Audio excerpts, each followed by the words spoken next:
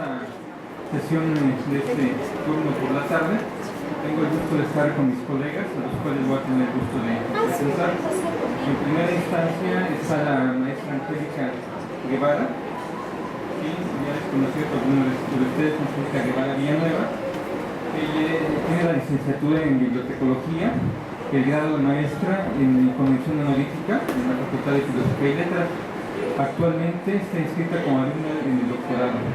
Es responsable de la hemeroteca en el Instituto de Matemáticas de esta universidad. También cuenta con experiencia docente en licenciatura en bibliotecología y estudios de la información en la Facultad de Filosofía y Letras. Es tutor en el programa de posgrado a distancia en la misma institución. Ha fungido como revisora de trabajos académicos, como artículos, ponencias, tesis y tesinas. En lo referente a sus publicaciones cuenta con varios artículos publicados de investigación y divulgación, reseñas y notas bibliográficas en revistas especializadas, nacionales e internacionales. Asimismo, ha elaborado 2 libros en coautoría y varios capítulos que han sido publicados en diversos libros especializados. A continuación, doy la palabra a la maestra Angélica Guevara. Con el trabajo de la comunidad docente de nivel secundaria dentro de los estudios de usuarios. Cabe mencionar que al final de esta sesión habrá una sesión de preguntas y respuestas. Adelante, maestro, por favor. Gracias, maestro Fermín. Bueno, entonces, como ya les dijo el título al maestro Fermín, creo que esto lo vamos a omitir. Y vamos a comenzar entonces por delimitar el concepto de estudios de usuarios. ¿Qué son los estudios de usuarios dentro de estas comunidades? Bueno, tomando una definición que brinda la doctora Hernández, se puede determinar que los estudios de usuarios son un área multidisciplinar que analiza los fenómenos relacionados a la relación de información-usuario, ¿sí? Desde un amplio espectro, puesto que determinan la posición del usuario con respecto al flujo de información, desde su creación hasta su incorporación al acervo cognitivo, ¿no? Podemos ver que entonces los estudios de usuarios nos van a permitir precisamente delimitar estos perfiles de usuarios que nos permitan ver esta relación que tiene por un lado aquí el usuario y la información, ¿no? Sus necesidades, su comportamiento, su satisfacción, que hemos venido mencionando a lo largo de estas sesiones. Ahora, con estos estudios de usuarios son muy importantes e interesantes. ¿Por qué? Porque a través de ellos podemos conocer, como ya lo hemos visto a lo largo de estas sesiones, a diferentes comunidades, ¿sí? Comunidades científicas, comunidades académicas, comunidades rurales, comunidades indígenas, como en este caso del doctor César. Las comunidades virtuales, que precisamente en nuestra temática fue 2.0 bibliotecas. Y obviamente las comunidades especiales que han sido un poco como relegadas en cuanto al estudio, ¿no? Las necesidades, y sin embargo son comunidades pues, que requieren información, que utilizan información. Por ello hay que contemplarlas y tenerlas en cuenta. Ahora, ¿por qué vengo a comentar todo esto? Bueno, precisamente porque mi comunidad que estoy investigando es una comunidad docente, pero se refiere a nivel licenciatura. Según la literatura especializada que hemos investigado muchos y que se ha visto aquí en clase, se dice que una de las comunidades más investigadas ha sido las científicas y académicas, como hemos visto. Pero lamentablemente lo decimos de manera general, comunidades científicas y académicas más investigadas. Sí, pero no hacemos esa aseveración. ¿En dónde? ¿A nivel mundial? ¿En nuestro país? ¿A nivel latinoamericano? Eso es importante. Es importante, ¿por qué? Porque esta comunidad de docentes de nivel secundario que ahora les vengo a presentar y que es parte de mi proyecto de doctorado, en nuestro país, en México, a nivel latinoamericano, es muy poco estudiada y vamos a ver más adelante con los resultados. Bueno, dice que a pesar, vamos a ver un poco los antecedentes que dieron pauta a estos estudios de usuarios para retomar a las comunidades académicas. Bueno, se dice que a pesar de que generalmente la mayoría de autores como Wilson, Seattle y Calva consideran situar formalmente el punto de partida de los estudios de usuarios en 1948 en la celebración de la Royal Society Scientific Information Conference, donde Urquhart y Bernal investigaron las comunidades académicas de científicos, aquí comunidades académicas de científicos, que investigaron, pues precisamente investigaban la información que usaban y las fuentes de información que utilizaban. Entonces, aquí precisamente por una parte, Sain menciona que fue en la década de los 20, otros autores mencionan que a partir de 1950, con la Segunda Guerra Mundial, es cuando existe la mayor producción tecnológica y por lo cual la mayor producción documental, ¿no? Científica, etc. Bueno, pues esos autores dicen que a partir de esta celebración es donde podemos hablar que esos estudios tomaron la mayor importancia, ¿sí? La información que usaban y las fuentes de información que investigaron estas comunidades académicas de científicos específicamente. Ahora, tuvieron que pasar aproximadamente 10 décadas, estamos hablando de los 60, cuando se comenzaron a elaborar algunas indagaciones con respecto a las necesidades de información y a los hábitos, ¿sí?, de la búsqueda de información dentro de las comunidades científicas de las ciencias sociales y humanísticas, donde precisamente la pedagogía como disciplina humanística vino a ocupar un interés. Se empiezan a investigar con este tipo de científicos que están involucrados con la pedagogía, el interés por ver qué utilizaban, dónde lo utilizaban, etcétera, ¿sí? Ok, ahora a raíz de esto, muchachos, vemos que entonces a partir de los 60 se empieza a interrogar este tipo de comunidades académicas. Bueno, entonces podemos decir que el interés por realizar esta investigación surge precisamente para verificar qué tanto se ha estudiado de la comunidad académica de docentes de nivel secundaria en nuestro país. Para llevar a cabo esta investigación, pues obviamente, primero se tuvo que seleccionar algunos tesauros especializados en educación y unos tesauros especializados en bibliotecología. ¿Para qué? Para rescatar la terminología precisa, adecuada y poder hacer diferentes búsquedas que nos llevaran al conocimiento de qué tanto se ha producido dentro de esta comunidad. Las bases de datos o los recursos utilizados para que se seleccionaron por el campo de disciplina, por la periodicidad, por la cantidad de documentos que se han utilizado o que guardan estos recursos que se utilizaron, fueron LISA, Library Interaction and Information Science, ERIC, porque es una base de datos de educación, como ustedes saben, Dialnet, Redalic y el motor de búsqueda de Google, con la finalidad de poder recuperar la mayor información. Si nos damos cuenta aquí en esta tabla, pues el mayor recurso que arrojó los datos fue 39, fueron 39 documentos recuperados. Si sumamos todas estas cantidades, el total fueron de 108 documentos recuperados con esta temática, ojo, necesidades y comportamiento informativo de los docentes de secundaria. Esos fueron los tres elementos principales, necesidades, comportamiento y docentes. Bueno, ahora, una vez teniendo estos 108 documentos, se tuvieron que establecer algunos criterios para poder precisamente seleccionar los documentos ad hoc. ¿Cuáles fueron estos criterios? Primero, que fueran investigaciones específicas de la comunidad de docentes de nivel secundario, que fueran estudios que hablaran de las necesidades y comportamiento informativo en esta comunidad, que fueran también publicados, ¿verdad?, en cualquier país del mundo, y que fueran documentos que estuvieran en idioma español, inglés, francés y portugués, y que ya fueran investigaciones teóricas aplicadas. No importa que fueran documentos que hablaran sobre algún concepto que proporcionaran sobre necesidades o comportamiento. Eso también se fue seleccionando.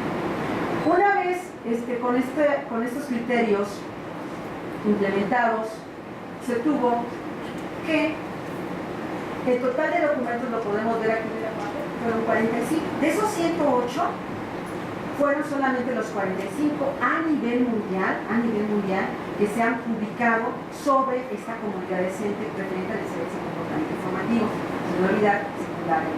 Podemos ver, fíjense, que en la década de los 60, cuando empiezan precisamente a estudiarse ese tipo de comunidades de las humanísticas, donde la pedagogía se encuentra implícita, aparecen 4 publicaciones. En los 70 aparecen nuevamente y esto se repite en los 80. Sin embargo, vemos que en la década del 2000 es donde existe la mayor producción de documentos, con 27 documentos, lo que nos da un total de 45. Entonces, realmente podemos ver con esto que esta comunidad ha sido poco estudiada a nivel mundial. Ahora, vamos a ver estos 45 documentos, cómo están distribuidos por los diferentes países que han producido. Por ejemplo, vemos que Estados Unidos lleva la mayor producción con 20 documentos, ¿sí? Para el caso de México, solamente pudimos localizar 2 documentos. Ahorita les voy a hablar de esos 2 documentos, precisamente de qué hablan. Brasil con 3 documentos, Canadá con 4 documentos, ¿sí? Y los demás países ya vemos que con un documento, ¿no? Argentina, aquí lo que me llamó mucho la atención y tengo que comenzarlo es Sudáfrica. Sudáfrica está participando, también está participando Nigeria, ¿sí? África subsahariana también está participando. Entonces, bueno, ahora vamos a referir básicamente en el caso de México. ¿Qué pasa con nuestro país? ¿Cuáles son esos dos documentos que se han publicado? Bueno, uno es de los autores Reyes, Pech, que hablan acerca, su título de esta publicación dice: Preocupaciones de los profesores ante la reforma integral de la educación secundaria en México. Es una revista que se encuentra de manera electrónica. Bueno, estos autores básicamente están manifestando la necesidad de impartir cursos de capacitación de forma continua referente a las habilidades informativas en los profesores de secundaria, puesto que son pocos los que saben utilizar la computadora y el internet. Es un documento, como ustedes ven, del 2007, ¿sí? Es un documento que manifiesta de alguna manera esta preocupación por capacitar a los profesores en el mundo hoy en día de las tecnologías, ¿no? Lo que se ha hablado tanto ahora, de la web. Otro documento de los dos que se localizaron fue el de Arriola y Butrón, que es una ponencia que habla acerca de la cultura bibliotecaria del usuario de bibliotecas académicas, un panorama de su calidad. Esta ponencia también menciona acerca de que los profesores no tienen una cultura bibliotecaria. ¿Por qué? Porque desconocen el uso de las fuentes, porque desconocen también las herramientas tecnológicas, las instalaciones inclusive de las bibliotecas, ¿no? Hay centros de maestros que precisamente se instalaron para que los profesores de nivel básico pudieran hacer uso, asistir a ellas y se les pueda brindar a través de diferentes, como los libros del maestro, la información que ellos requieren para preparar sus clases. Y bueno, entonces ellos mencionan esta preocupación porque hacen una investigación, una investigación muy concreta al comportamiento para conocer la conducta de estos profesores. Entonces, como se podrán dar cuenta, realmente aunque se diga que esta comunidad académica ha sido muy investigada, en nuestro país esta realidad no se cumple. Por eso el interés de precisamente investigar. Ahora, vámonos un poco a ver a nivel mundial cuál es la fase que más ha investigado de estos 45 trabajos que se pudieron rescatar. Como vemos, sigue siendo comportamiento informativo. ¿Sí? A ellos les ha interesado saber cómo el profesor se desenvuelve dentro de la biblioteca, qué recursos utiliza, qué fuentes utiliza, si va al bibliotecario, si acude a los centros de maestros, si utiliza los libros para el maestro que están hechos para ellos, etc., ¿no? Y vemos que en segundo lugar ocupa necesidades de información. Ahora vamos en cuanto a tipo de fuentes de información. En este caso, la que más sobresale de estos tipos de información sigue siendo el artículo de investigación. Se producen más artículos de investigación que reportes de investigación o ponencias. ¿Sí? En cuanto a la metodología, sí, aquí métodos, técnicas e instrumentos. Sigue siendo el cuestionario, el instrumento que más se utiliza, seguido de las entrevistas, los grupos de discusión y el análisis de referencia en último lugar. En cuanto al idioma, bueno, pues el idioma sigue siendo el que más domina, pues el inglés, ¿no? El inglés, seguido del español y el portugués, porque se pudieron encontrar 3 artículos que están relacionados con Brasil. Entonces, bueno, por ahí vamos. Ahora, ya para terminar rápidamente con mi presentación, es una parte, les comentaba, de la tesis de doctorado, para ver qué tanto se ha producido.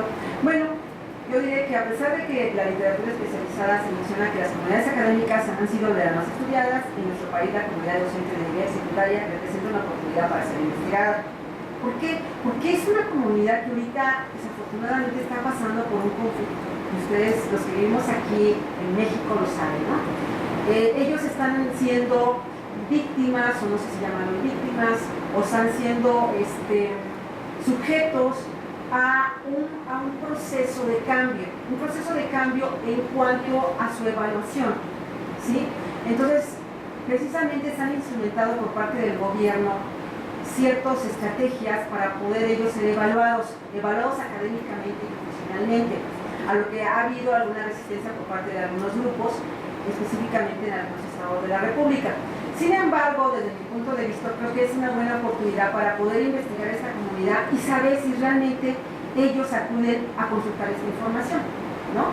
Si acuden y si realmente la están utilizando para elaborar sus programas, para ellos capacitarse, para satisfacer en determinado momento las necesidades de sus alumnos y poder a ellos transmitir los conocimientos.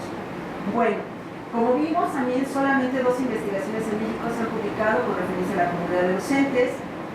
Es necesario conocer y determinar sus necesidades, su comportamiento. ¿Para qué? Pues precisamente de alguna manera llegar a ellos y ofrecerles mejores servicios, colecciones que permitan al profesor adquirir los conocimientos, ¿verdad?, las competencias, las habilidades y destrezas que el mundo globalizado implica.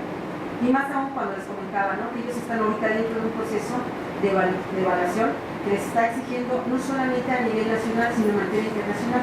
Los exámenes PISA, los exámenes enlace que son aplicados a los alumnos, pues reflejan precisamente la capacidad de transmitir del profesor hacia ellos. Entonces, creo que es una buena oportunidad para poder llevar a cabo esta investigación y poder realmente conocer si los profesores acuden a los recursos de información. Bueno, por mi parte es todo. Yo les agradezco esto.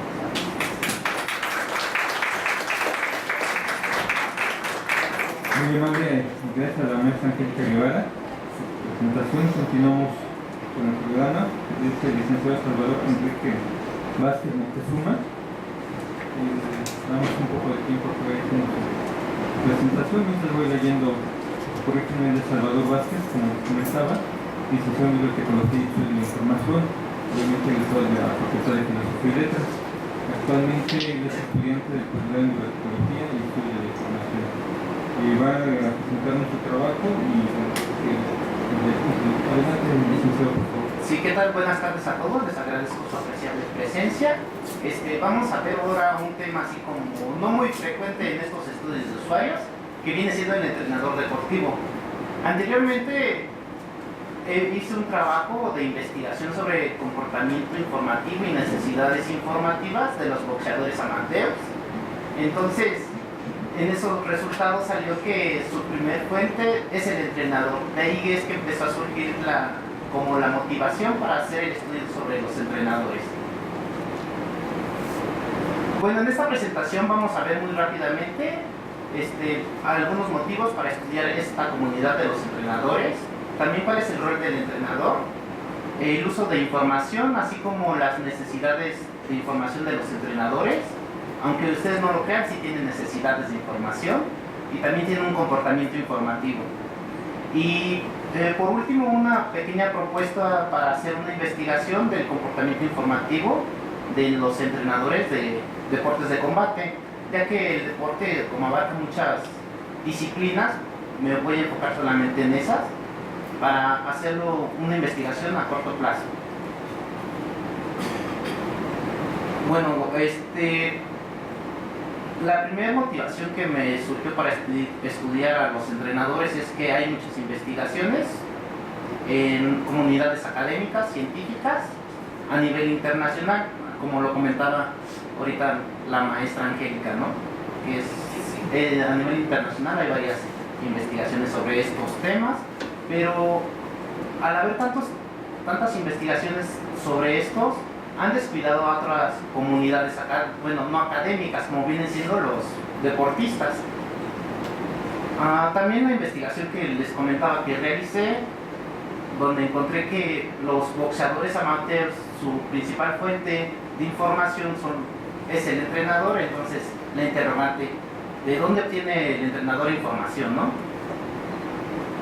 Asimismo, tenemos en nuestras clasificaciones de biblioteca en LC la clase G y la subclase GB, que podemos integrar temas de deportes. En DIUI los podemos localizar en la clase 700, que corresponde a artes. Asimismo, aunque ustedes no lo crean, aquí la propia universidad tiene una biblioteca de deportes que se encuentra a un costado del estadio. Es una colección pequeña, pero tiene vastos enfoques esa colección. Por ejemplo, en medicina del deporte, psicología del deporte, marketing del deporte. Hay también como las técnicas de entrenamiento de ciertos deportes, como de taekwondo, de judo, etc. Bueno, hasta aquí estas son como las principales motivaciones que me hicieron seguir estudiando esta comunidad. Pero, ¿quién es el entrenador deportivo? Vargas dice que el entrenador es el especialista que dirige todo el proceso de dirección pedagógica del entrenamiento deportivo. Para ello planifica, organiza, controla, analiza y evalúa todas las actividades concernientes a este proceso. Es decir, sus actividades o sus funciones son las de que enseña una disciplina o un deporte. Asimismo determina el programa y las actividades para el aprendizaje. Por ejemplo, cuáles van a ser los primeros movimientos que uno debe de aprender para ejecutar un cierto deporte. Coordina las sesiones de entrenamiento también. Verifica el perfeccionamiento de ejecución de las técnicas y aplicadas. Bueno, es ahí cuando el entrenador regaña a uno de que así no se tiene que hacer tal movimiento. Dice, así como observa y fíjate y trátalo de imitar. También propone estrategias de acción en competencia. Bueno, cuando hemos visto algún partido de fútbol que vemos al director técnico ahí echando gritos a todos los futbolistas de que vayan hacia adelante o que deben de cubrir a cierto jugador, ¿no? También corrige errores deficientes cometidos en la práctica del atleta. Aconseja en relación a la dieta requerida, pues como sabemos la alimentación en el cuerpo humano es básica porque de ahí vamos a tener energía, entonces si vamos a realizar una actividad deportiva necesitamos energía, una cierta cantidad. Asimismo de hidratación, ¿no? Como uno está haciendo esa actividad empieza a sudar y entonces se tiene que complementar tanto la dieta como la hidratación. Establece cargas de trabajo. Cuando uno no está acostumbrado a hacer un deporte, pues los ejercicios son muy básicos. Cuando uno empieza a acostumbrar su cuerpo a realizar un deporte, las rutinas son de mayor tiempo. También el entrenador tiene la función de interrelacionarse y comunicarse con cuerpos técnicos, comisiones directivas, entrenadores, médicos, periodistas, padres de familia, fanáticos del deporte y asimismo los propios atletas. Bueno, hasta aquí vemos cómo son varias las funciones que tiene un entrenador, que no solamente es de que enseña la técnica, sino todo ese proceso que lleva el aprendizaje del deporte. Bueno, por otra parte, se dice que se usa información para adquirir un conocimiento que haga falta sobre algún objeto, hecho o fenómeno, también para utilizarla de forma práctica. Un entrenador, ¿cómo va a poder utilizar información? Pues para desarrollar una clase de entrenamiento o si tiene una competencia pendiente, pues va a adquirir información para estar preparado en esa competencia. Entonces podemos decir que en algún momento el entrenador deportivo va a tener una necesidad de información y por lo tanto va a hacer uso de la misma. Pero ¿cuáles van a ser sus necesidades de información del entrenador deportivo? La planificación y enseñanza de las técnicas deportivas. Aquí puede tener alumnos o deportistas que apenas se vayan a iniciar en el deporte y entonces las técnicas que va a enseñar son más básicas. Tendrá algunos que ya van un poquito más adelantados, entonces ya son técnicas un poco más complejas y así sucesivamente. También algo que pasa es que de los entrenadores deportivos pueden entrenar solamente a una persona o a un grupo de personas, también si son niños, niñas, etc. Por ejemplo, en Taekwondo van muchos niños a practicar Taekwondo y de ahí el entrenador tiene que saber cómo enseñarles a esos niños o qué métodos utilizar para transmitirles el conocimiento sobre ese deporte. Por ejemplo, en el fútbol vemos que son varios los jugadores que tiene a cargo el entrenador, entonces es muy distinto estar vigilando a cada uno. En el boxeo, pues casi siempre se enfocan a un solo boxeador y los llevan así como más de la mano. También en el deporte, cuando uno no hace un calentamiento correcto o una sobrecarga de ejercicio, provienen las lesiones. Esto es así como algo que es así a la hora del día. De ahí que el entrenador debe de tener conocimiento sobre las lesiones y los métodos para su rehabilitación. Como lo había mencionado anteriormente, también del conocimiento sobre nutrición e hidratación. ¿Qué pasa últimamente? Muchos deportistas utilizan drogas o suplementos para tener un mayor rendimiento físico. Estos conocimientos también, en teoría, los debe de tener el entrenador para que no descalifiquen al atleta de la competencia o para que conozca el daño que le puede causar al deportista. También un tema que no se trata mucho en el deporte es la legislación deportiva, que no solamente son los reglamentos, sino como ya nada más la organización de ciertas federaciones, cómo se componen y cómo se representan ante los países. Bueno, los entrenadores de atletas cuando salen a competencias necesitan información de dónde van a ser las competencias, en qué lugares, también de los récords deportivos, así como de los otros atletas y las rutas y medios de transporte. ¿Cómo le van a hacer para llevar, no sé, a un equipo de fútbol hasta Guadalajara a jugar un partido, un torneo? O si se van a ir a otro país.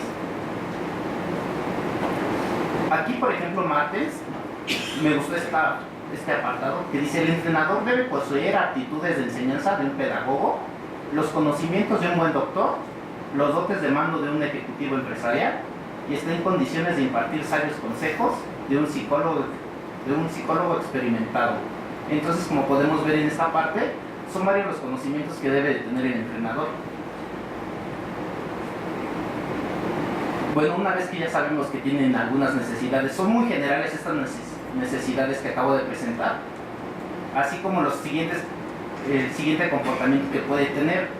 La literatura nos advierte que desgraciadamente uno diría yo mismo como fuente de información, ¿no? Pero bueno, las pruebas dicen que el entrenador es su propia fuente de información.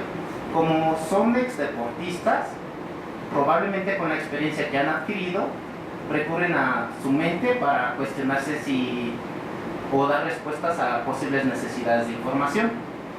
También al encontrarse entre los entrenadores, pues le preguntan así: oye, es este amigo o entrenador, no sé cómo se quieran decir, o colega, no sé cómo llevar a cabo una rutina con tantos atletas.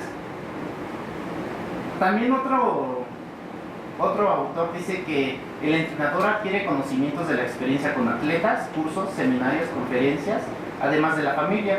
Esto nos indica que el entrenador no tiene todos los conocimientos, pues también aprende de los propios atletas y de cursos o seminarios.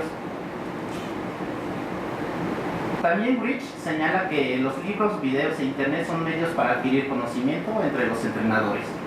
Por su parte, Wilson y Hofferlin menciona que el video ha sido utilizado por el entrenador para observar el desempeño de los atletas y con esto hacer ajustes en sus técnicas y habilidades. ¿Quién ha visto la cámara Phantom? Ahí los golpes de boxeo, ¿no? Donde se ve como la mala estrategia del boxeador que no subió la guardia y recibió un impacto. Bueno, hasta aquí vemos que tienen necesidades y comportamientos informativos los entrenadores, pero esto es así como muy amplio todavía, y por eso decidí hacer una propuesta de investigación como acercamiento sobre el comportamiento informativo en la búsqueda de información en entrenadores deportivos de combate de aquí de la UNAM. Bueno, decidí que fueran de aquí de la UNAM porque me es más fácil localizarlos que andar buscando en gimnasio y usted qué disciplina imparte, ¿no? Entonces por eso se decidió desde aquí mismo de la UNAM. Algunos objetivos que planteé es identificar el recurso y la fuente informativa más utilizada en la búsqueda de información por los entrenadores de deportes de combate de la UNAM, reconocer el formato al que recurren con mayor frecuencia, que puede ser el impreso, el electrónico, el visual o el sonoro. Aquí mi hipótesis, yo digo que los entrenadores de deportes de combate no usan la biblioteca, aunque muchos dirían: ¿cómo que no utilizan la biblioteca? Pues no la utilizan, eso creo, ¿verdad? Y entonces hasta que no realice la investigación no voy a dejar mi hipótesis, porque son ellos mismos su propia fuente de información y entonces no necesitan ir como a la biblioteca. También es de entenderse, porque en el deporte, si uno necesita, no sé, ver un libro, Por ejemplo, en el caso del boxeo, uno no puede estar viendo el libro y a ver cómo se hace, ya en eso que uno está distraído, ya recibió el impacto del otro compañero, entonces como que no es una buena forma utilizar un libro en el entrenamiento de deportes de boxeo. Solamente que más tarde, terminando el entrenamiento, uno se ponga a revisar y ya como en su casita con más calma, ya a empezar a emular los movimientos, pero mientras en el entrenamiento no es una buena opción. También debido a que los deportes de combate se aprenden viendo los movimientos, digo que es de suponerse que los entrenadores recurren con frecuencia a los formatos visuales, tanto en videos como ver a otras personas emular movimientos. Mi metodología, mi unidad de análisis, como les había dicho, son los entrenadores de aquí de la UNAM, de los diferentes deportes que son boxeo, judo, karate, lucha, taekwondo, esgrima, etc. La metodología es un método directo porque voy a ir con los entrenadores a aplicarles un cuestionario y bueno, solamente esta es una parte así como una investigación, solamente es para acercarme para ver cómo está el terreno, si no me van a ir a golpear los entrenadores. Como conclusión puedo decir que se confirma que el entrenador es un usuario de la información ya que presenta necesidades informativas. También se obtiene una visión general sobre las necesidades y comportamiento en la búsqueda de información de los entrenadores. Y el estudio de entrenadores es hasta el momento en Latinoamérica una nueva línea de investigación que daría información importante para los bibliotecarios, profesionales de la información, apoyarían en anticipar, modificar y mejorar sus servicios, así como productos que ofrece la unidad de información. Pues tenemos bibliotecas especializadas en deportes. Aquí en la Ciudad de México existen 5 bibliotecas especializadas en deportes. Una se encuentra aquí en la universidad y otras están concentradas en CONADE y en una escuela de entrenadores. Estas son mis referencias y muchas gracias por su atención.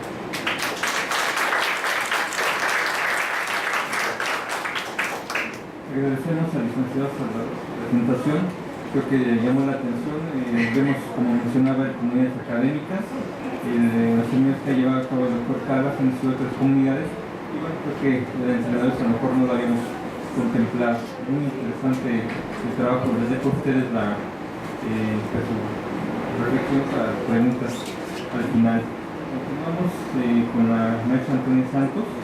Ella es maestra en bibliotecología por la Universidad Nacional Autónoma de México, profesora de asignatura del Colegio de Bibliotecología en la Facultad de Filosofía y Letras.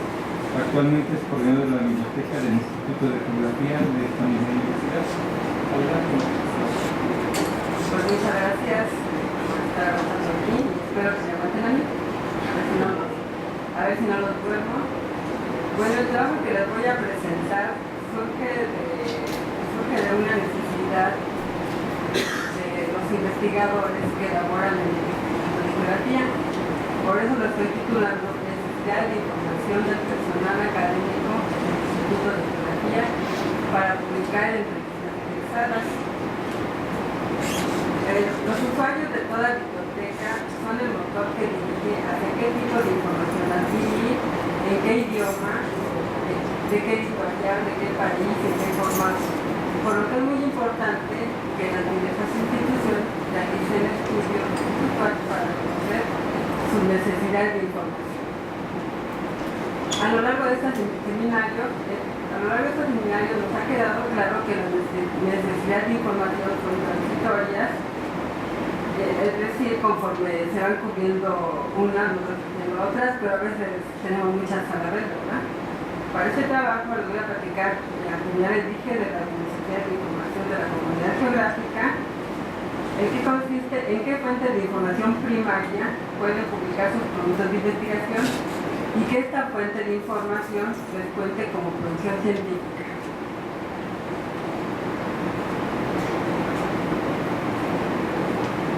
Bueno, la coordinación de la investigación científica en su proyecto titulado Criterios Generales para la Evaluación del Personal Académico del Sistema de Investigación menciona que los nuevos conocimientos deben ser publicados en revistas arbitradas de circulación internacional. Ejemplo de ello son las revistas indexadas. En el informe de actividades del 2012 se menciona se menciona lo siguiente: aceptando los criterios de evaluación del personal académico del Instituto de Geografía, es necesario insistir en la necesidad de que todo el personal académico investigador publique en estas fuentes de información, las cuales para esta comunidad en particular se encuentran indexadas en la base de datos Web of Science en función de las políticas de evaluación del Consejo Técnico de Investigación Científica. En la medida que los investigadores cubran estos criterios de evaluación, les permitirá, entre otros aspectos, aspirar a promociones, asistir a eventos o también participar en el programa de prima de personal académico de tiempo completo, mejor conocido como PRIM. Ante esta necesidad se presenta este documento, en el que se menciona la línea de investigación, en donde únicamente en este documento muestra la necesidad de información, el título de la revista en donde pueden publicar y el factor de impacto, que es muy importante para la comunidad científica. Estos datos le van a ayudar al investigador a valorar a dónde quiere enviar sus artículos, con la confianza de que cuando este investigador sea evaluado, pasará sin problema cumpliendo uno de sus requisitos, que es unos requisitos del sistema de investigación. Los resultados obtenidos de este documento se los voy a dar a conocer a cada uno de los investigadores de la comunidad geográfica del Instituto de Geografía.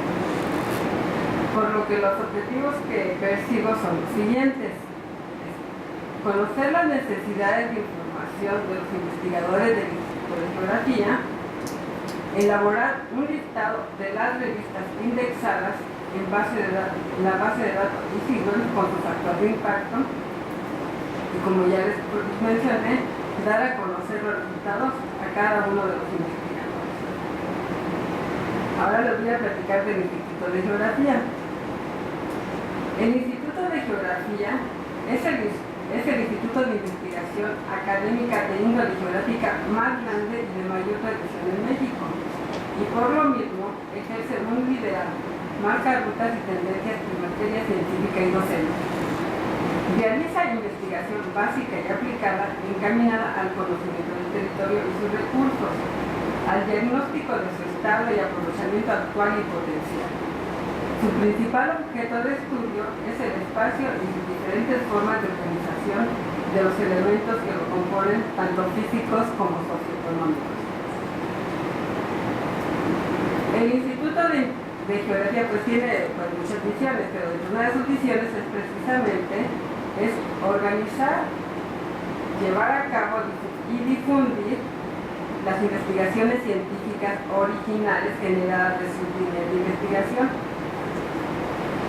así como promover la divulgación, efectivamente la divulgación de sus resultados de investigación geográfica, y cómo a través de la publicación en revistas, por ahí estoy mencionando indexadas, pero también puede ser de divulgación, capítulos de libros o de libros.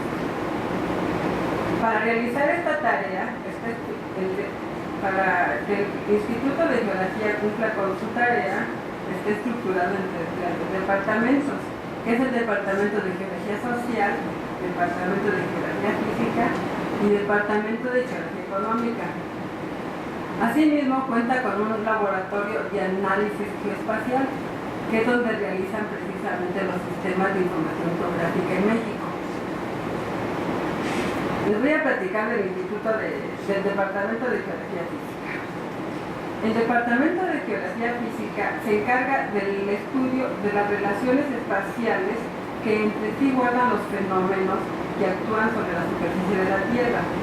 Comprende tanto la esfera puramente física como la biológica, sin olvidar las relaciones con la actividad humana.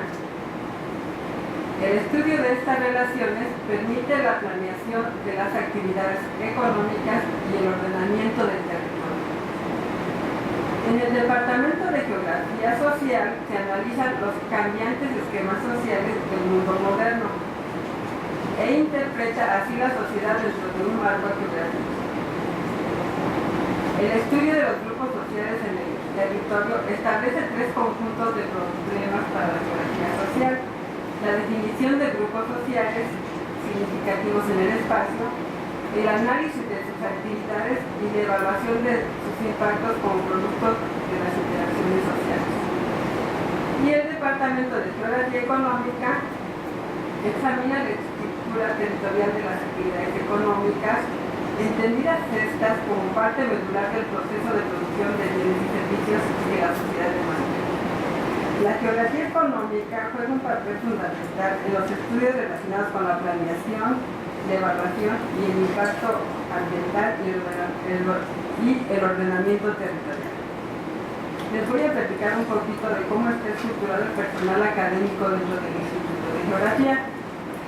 En esta diapositiva podemos observar que el total de técnicos del personal académico son 86, dentro de los cuales tenemos que son 46 investigadores, 25 académicos, 25 técnicos académicos, que son los que hacemos la taracha, y 12 eméritos, y tenemos, por otro lado, tenemos cómo están repartidos en los diferentes departamentos. Y podemos observar en esta diapositiva que en el departamento de geografía económica física es el departamento que tiene el mayor número de investigadores y técnicos académicos. Después le sigue el departamento de geografía social con 10 investigadores y el departamento de geografía económica con 10 investigadores. Tenemos que el grado de estudios de estos investigadores, la mayoría son investigadores, tienen el grado de doctor. Así tenemos que dentro del Sistema Nacional de Investigadores, pues la mayoría, 19 se encuentran en el nivel 1 y en el 2. En el nivel 3 tenemos a 2 investigadores y 6 que no quieren trabajar, pues nos dejaron fuera. Y así tenemos por otro lado respecto a la producción primaria, se publicaron en el año 2012 se publicaron 542 productos primarios, dentro de los cuales el 24.5% se publicaron en revistas internacionales indexadas, el 11% en artículos nacionales, 10% en libros y el 54.2% capítulos de libros. Bueno, es necesario señalar que existe una diferencia importante en cuanto al tipo de publicaciones de los diferentes departamentos del Instituto, de acuerdo a la naturaleza del subsistema. ¿Sí? Aquí les estoy poniendo un comparativo entre la geografía social y el departamento de geografía económica. En esta tabla se observa claramente la preferencia de los investigadores a publicar en determinadas fuentes de información. Los del área de geografía física prefieren publicar en revistas internacionales que estén indexadas en la Web of Science o en idioma inglés, mientras que los del área de geografía económica y social prefieren publicar en artículos nacionales en español. Este mismo comportamiento pues también nos presenta cuando buscan información. Entonces, asimismo, la necesidad de información se encuentra relacionada con el trabajo que desempeña el individuo y el medio ambiente en el que se desenvuelve, como es el lugar de trabajo o la actividad que realiza.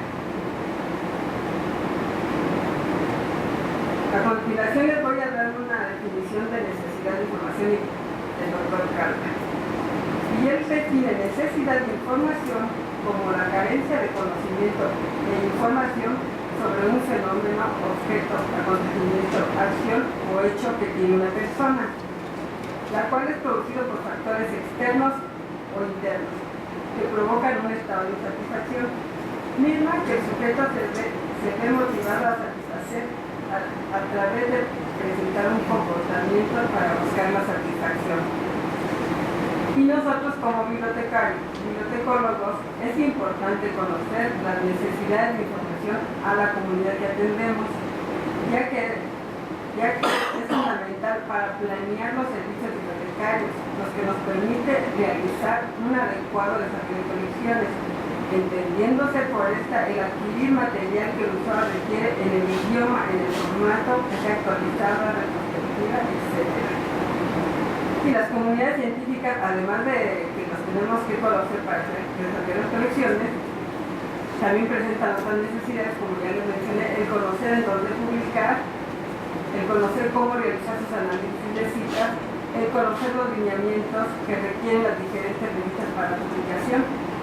Y en la medida que nosotros les demos esta información, nuestra comunidad, créanme que nos quedarán muy satisfechos por lo que les proporcionemos. Bueno, a continuación les voy a presentar las líneas de investigación por departamento. Por ejemplo, aquí tenemos a los de Geología Social, ¿qué es lo que quieren? Trabajan, más que sus líneas de investigación son sobre geología minera y de los energéticos, geología agraria, geología del transporte, geología de los servicios, del turismo, geología regional. Tenemos los del área de geología física que trabajan sobre geomorfología, hidrogeografía, estudio de las aguas subterráneas, climatología, incluso climatología relacionada con salud, vegetación, ecología del paisaje, dinámica y cambio de suelos.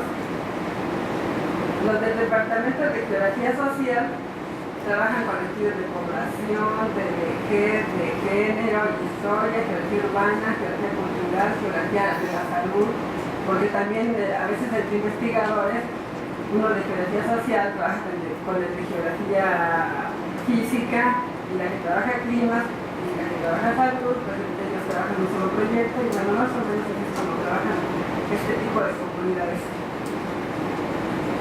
Bueno, y ante esta necesidad, bueno, ya tengo las líneas de investigación, ahora, ¿qué es lo que yo pretendo? Es llevarles a ellos un listado de revistas, que yo lo tengo, un listado de revistas indexadas en donde ellos pueden publicar. Y el estado de y la tabla de estructura así. No son las únicas variables, pueden haber otras variables como puede ser la periodicidad de la revista, como puede ser el idioma en que está, el ISSN. Sin embargo, contemplé estas, ya si al investigador le interesan más datos de la revista, pues ya para eso está la base de datos que ahora les voy a presentar. Entonces, este cuadro quedó estructurado de esta manera. En una columna que da la necesidad de información, en otra columna las revistas indexadas que cubren la necesidad de información, en la otra columna el título abreviado porque también siempre se los piden, y en otro lado el factor de impacto, los cuales para ellos es muy importante conocerlo. Por eso es que lo quise trabajar. Y entonces, bueno, yo aquí tengo la página, después se lo voy a mostrar, la página donde lo bajé de la página de la Dirección General de Bibliotecas de la UNAM, a través de catálogos, los que bases de datos, y aquí está el Web of Science, y entonces me fui a recursos adicionales por si a alguien les interesa, y aún no lo conocen, que como todos somos bibliotecólogos sí lo conocemos. Me entré por el Journal Citation Report, y entonces aquí está la base Journal Citation Report en sus dos modalidades, en el área de ciencias y en el área de sociales. Aquí me fui por grupo de journal, por cada grupo específico, porque podemos buscar por un título en particular o bajo todos los journals. Yo me fui por cada uno de ellos. Y aquí, pues, en este caso les voy a... Bueno, la que es buena. Entonces, aquí me voy a buscar. Y exactamente de esta base es donde yo bajé los datos. De aquí tomé el título de la revista. Estoy tomando el factor de impacto, el título abreviado, y por aquí está el alcance de la revista. En este caso dice que su alcance de la revista es Agronomía y Ciencias del Suelo. Pues muchas gracias por su atención. Espero que no los haya dormido.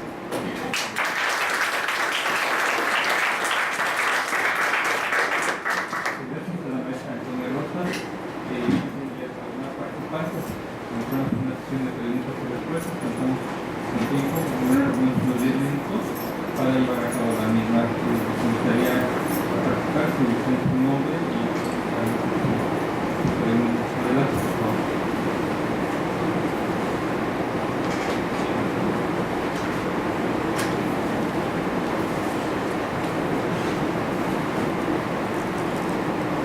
Buenas tardes, muchas gracias. En primer lugar quería felicitar a los ponentes por sus excelentes ponencias y agradecerles el trabajo que han realizado. Quería hacer una pregunta en particular al licenciado Salvador Vázquez en relación con un aspecto que tiene mucha importancia y más en el pugilismo, que es el aspecto disciplinario por parte del entrenador hacia el pupilo, ¿no? ¿Cómo se traduce esa potestad disciplinaria, podemos llamarla así, ¿no? que en este caso está llamado a ejercer el entrenador en el ámbito de las necesidades de información? Esto es, ¿cómo se puede de alguna manera el entrenador surtir de información para el ejercicio de esa potestad disciplinaria, o si en ningún caso es precisa una información específica o en fin, un poco que nos ilustrara al respecto? Muchísimas gracias. Sí, claro, muchas gracias por la pregunta. Pues, ¿dónde se va a poder surtir el entrenador de información? Aparte de sus conocimientos y experiencias, las competencias a uno lo enriquecen de información. Porque hay situaciones, por ejemplo, en el deporte de combate, que es el boxeo, hay situaciones donde uno no se imagina sobre los accidentes que pueden ocurrir, y de ahí uno va captando información que a lo mejor en ese momento no le sirven a uno, pero ya cuando uno se encuentra en esa necesidad o en esa situación, por ejemplo, de que le saquen sangre de la nariz, uno dice, recuerdo que una vez vi a un chico que se tapó la nariz con un algodoncito o cosas así, pero creo que las competencias es donde los entrenadores obtienen mayor información. Asimismo, aquí la Federación Mexicana de Boxeo tiene reuniones cada dos veces al año, donde discuten temas de los reglamentos y todo eso. Ahí también fluye mucha información, donde ellos pueden obtener conocimiento que a lo mejor pueden ser conocimientos que se tienen que adherir a fuerzas porque se los impone la misma asociación. No sé si respondí bien su pregunta o... Bueno.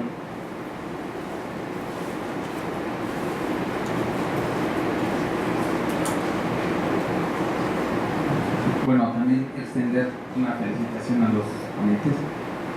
Y bueno, quiero hacer un comentario y le hice de una pregunta al licenciado senador. El caso de él me parece particularmente especial, porque a diferencia de los que estudiamos o hemos estudiado desde el punto de vista de las necesidades del comportamiento informativo a comunidades no académicas, él es parte de esa comunidad, él es boxeador. Entonces me parece que eso genera todavía un aspecto más profundo, más importante, ¿no?, en lo que él realiza. En ese sentido, yo le quiero preguntar si, de acuerdo a la investigación que usted hizo previa, que nos mencionaba, y la que está por realizar ahorita, ¿ha cambiado la visión que usted tiene de su entrenador?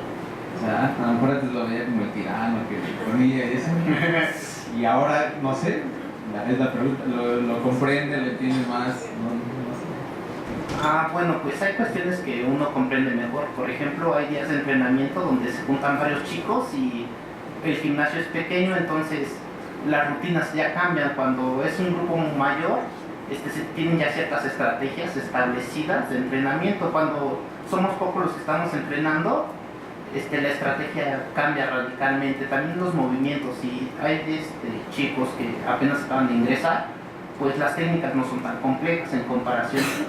Hay clases o horarios de entrenamiento donde ya van así como los que ya tienen un cierto conocimiento más avanzado, pues ya cambian más las rutinas de entrenamiento.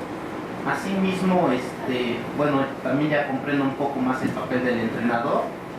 Pues como vemos, también esa parte de psicólogo juega mucho, porque a veces uno no se siente capaz de hacer ciertas cosas y él es el que te motiva a que las hagas. Como que sí influye mucho el papel del entrenador tanto en hábitos, en varias cuestiones. Y además, como por ejemplo el boxeo, para que uno aprenda solamente son con los golpes, y no, si uno se pone a leer un libro de boxeo no puede entender bien sobre las técnicas o no puede comprender qué se siente un dolor en el hígado, un gancho en la mandíbula. Entonces uno lo tiene que comprender mejor así, pero bueno, complementándose. Sin embargo, yo me he puesto, hay libros sobre técnicas de boxeo, entonces no solamente el entrenador tiene todos los conocimientos, o por ejemplo hay libros que te dan como ciertos tips. Esta cantidad de vaselina te debes de untar, si uno está en un combate de boxeo, cuál debe ser la posición para que tus pulmones se acomoden y se pueda expandir más el aire. Entonces son como ciertos conocimientos que uno no conoce. Desde la perspectiva científica también se llevan ciertas investigaciones, por ejemplo en psicología miden la furia o la ira de los boxeadores, también sobre sus fuerzas, la capacidad de oxígeno que se consume al correr o al hacer un combate, también cuáles son los golpes que más se utilizan en unos combates. Esa información es así como importante si uno la llega a utilizar como para aplicarla en una competencia contra otro boxeador. Lo va estudiando, va analizando sus golpes, su técnica. Bueno, entonces probablemente, en el estudio de maestría pretendo hacer un estudio de necesidades informativas y el comportamiento de búsqueda de información en entrenadores tanto amateurs como profesionales. Entonces voy a ir al gimnasio donde entrena Juan Manuel Márquez, donde entrenó Julio César Chávez, a ver de dónde obtienen información los entrenadores, ¿no? Bueno, eso es todavía falta camino por hacer, pero este es un primer acercamiento. Hola, buenas tardes. Felicitaciones para los tres y esa pregunta sería precisamente para los tres. Todo este sondeo que nos han compartido, adaptado, porque percibo que es una biblioteca en términos tradicionales, lo que ustedes están investigando, ¿cómo adaptarían este ámbito que están ustedes sondeando, que están inmersos en detectar esas necesidades de información? ¿Cómo adaptarían ahorita esta realidad que están percibiendo a una web 2?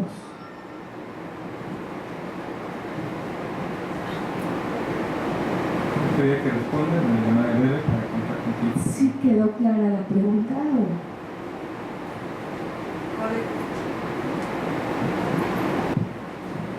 Creo que definitivamente pues sí tenemos que, ahorita a lo mejor nos hacen, hay actividades que hacemos de manera personal o tradicional.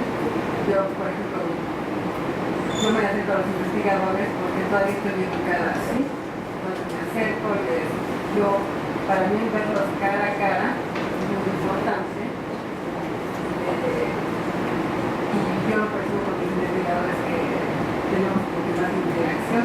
Ahora, en un 2.0, pues también es importante que esta información la conozcan. ¿Por qué? Porque muchas veces en comunidades científicas salen mucho a montar eventos, salen a campo, ¿no? Y entonces de repente resulta que si están en campo requieren cierta información. Entonces, ¿qué es lo que hacemos a través de la web? Pues les mandamos a través de la 2.0, mandamos el documento, si está en electrónico que se les envía la clínica, ellos lo pueden jalar porque si tienen un impacto que da la UNAM, en el caso de la UNAM. Y entonces, en este trabajo que estoy realizando, yo les mando a través a su sitio personal la información que a ellos les puede servir. Lo único que pasa es que dicen, ok, gracias, Tónica, lo recibí. Entonces, pues sí, definitivamente pues todo esto se tiene que ir adaptando porque el montaje ya se quedó atrás, ahora estamos con la tecnología, entonces definitivamente sí. Yo creo que en su caso de Toñita como que tiene más identificado a su comunidad. En mi caso sería primero hacer la investigación para determinar si realmente esta comunidad utiliza la información que yo pienso que deben de utilizar personalmente con las actividades académicas que se desarrollan. Pero también sería cuestión de indagar, por ejemplo, los centros de maestro, qué tecnologías tienen, con qué equipos cuentan, ¿no? Y ya sobre ello, ver si a esta comunidad específica de docentes se les puede impartir, no sé, algún curso de formación sobre estas herramientas, implementar una base de datos. Tengo conocimiento que ellos cuentan con algunos libros que están de manera electrónica proporcionados por la SEP, pero hasta ahí. Realmente mi conocimiento de esta comunidad no se ha adentrado tanto porque el estudio que estoy realizando todavía en esa parte no me he involucrado, ¿no? Pero una vez haciendo este estudio de usuarios me permitirá conocer a la comunidad y ver realmente lo que les comentaba, qué servicios se pueden ofrecer, ¿no? qué materiales se pueden ofrecer. Porque la webdoc ya hemos visto, inclusive se comentó en la mañana, que precisamente es una serie de pasos que se estaban implementando, que propone la doctora, que me parecen muy importantes, y dentro de estos es la formación de los usuarios, es la formación del personal, es ver de qué manera se pueden implementar estas herramientas y si realmente la gente está capacitada para poder utilizar estas herramientas, ¿no? Entonces, primero, mira, también bueno, ahorita que está me viene a la mente muchas cuestiones. Todo depende del tipo de biblioteca que se le implementa para empezar, el tipo de biblioteca, tipo de usuario, tamaño, el caso que organice, porque definitivamente a lo largo de estos 2 días hemos estado viendo que pues, hay unas que tienen más y unas que tienen menos. Sin embargo, cada biblioteca, como ya hemos dicho, debe de tratar de cumplir la necesidad de información de sus comunidades. Entonces, para eso tienes que realizar necesariamente estudios de usuarios, porque no toda tu población es joven. Si tú si mi población es de edad de Salvador, pues definitivamente Salvador, pues yo estoy equipada, ¿no? Pero si estoy hablando de mi mérito, de mis investigadores y méritos que tienen 70 y 80 años, que en la vista ya no les ayuda, entonces tenemos que pensar en el tipo de comunidad que estamos haciendo en nuestros usuarios. Entonces, antes de implementar, es bueno implementar estos servicios porque ellos quedarían muy agradecidos, ¿sí? Yo tengo a los investigadores de geografía física, que son los que publican en revistas arbitradas, ellos exigen, ¿sabes? Que tu universidad es anticuada, ya tu matemática no sirve. El papel ya no, si ya todo viene y lo publica en digital, tú ya tienes el papel, usa ese local para un laboratorio de cómputo. Pero no es así, ni siquiera es así. ¿Por qué? Porque muchos quieren llevarse a campo el mapa en papel. Entonces, las cosas no son así, hay que estudiar exactamente a nuestra comunidad. Hay que ver cuáles son los objetivos de nuestra comunidad, ¿sí? Es atender ¿es pública o especializada? ¿Sí? Entonces, definitivamente los estudios de usuario son definitivamente importantes para implementar nuestros servicios, desarrollar nuestras convicciones. Pues, ¿qué más te puedo decir? Bueno, por mi parte, a mí me pones a pensar tu pregunta, porque la mayoría de los entrenadores ya tienen cierta edad y como no es que quiera decir que ya están muy grandes, sino que su medio o su entorno donde se desenvuelven es más el contacto personal. Probablemente no requieran utilizar tantas las redes sociales para tener ese contacto porque lo tienen más físicamente. Sin embargo, por ejemplo, en el gimnasio donde yo entreno boxeo, existen 3 entrenadores. Es el papá y los 2 hijos. El papá no se mete nada con tecnología, nada de redes sociales, sin embargo sus hijos son los que ya se tienen así como un canal de YouTube para subir las peleas de boxeo, Facebook para comentar si hay una exhibición de boxeo, o comentar, pues hay este libro, o vean este video, o hoy no va a haber entrenamiento. También utilizan el Twitter. Son cuestiones que ellos están utilizando, pero porque son más recientes o están más jóvenes hacia el impacto de las tecnologías, y a lo mejor con la convivencia que ellos tienen con los atletas o las personas que entrenan, pues también ellos se van adaptando a la forma de comunicación con ellos. Por ejemplo, mi entrenador, que es más joven, tiene su iPad, tiene su teléfono móvil, y entonces utiliza sus instrumentos y nos toma fotografías, luego en un momento lo sube a internet, pero es porque, bueno, también creo que depende mucho de la educación del entrenador. Los entrenadores de boxeo regularmente no tienen así como un grado de doctor o de maestro. A veces tienen grados de secundaria, de preparatoria. Eso también puede influir en el uso de las nuevas tecnologías. Sin embargo, creo que es necesario estudiar más a la comunidad bueno, primero hay que hacer que se acerquen a la biblioteca, ¿no? Porque, como comento, creo que no la utilizan demasiado, y una vez que ya se tenga identificado, pues ver qué servicios se pueden adaptar mejores a sus necesidades. A lo mejor no las necesitan la web 2.0 y unos se las están implementando así como a fuerzas, ¿no? Entonces yo, desde mi perspectiva, sería como estudiarlos, acercarnos un poco más a revisar tanto sus necesidades y sus comportamientos. Muy amable, gracias a los tres ponentes. Por cuestiones de tiempo daría una pregunta que nos están haciendo, pero Edgar Guzmán, Salvador, y si quieres ser un entrenador, vaya a la biblioteca, o es mejor que tenga uno en el gimnasio cerca de los campos de ejercicio. Bueno, yo creo que es mejor que tenga cerca del campo de entrenamiento, porque a veces los gimnasios no son de ellos. Hay unos que sí tienen su propio gimnasio, entonces creo que sería, por ejemplo, también depende mucho del lugar donde va a estar la biblioteca. En un gimnasio uno puede decir, sí, por eso no voy a la biblioteca, porque voy a ir al gimnasio, ¿no? Lo puede cambiar, ¿no?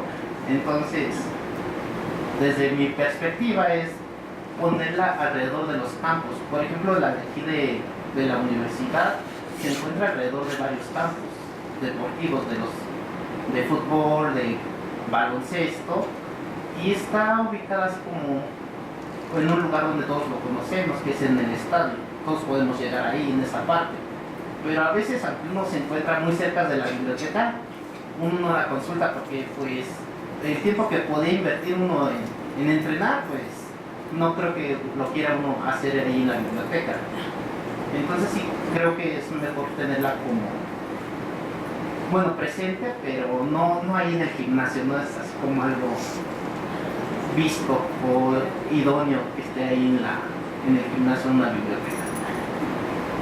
Muy bien, amable licenciado, pues con eso concluimos. Me permite entregar todos los documentos de circunstancia a la entrega que se queda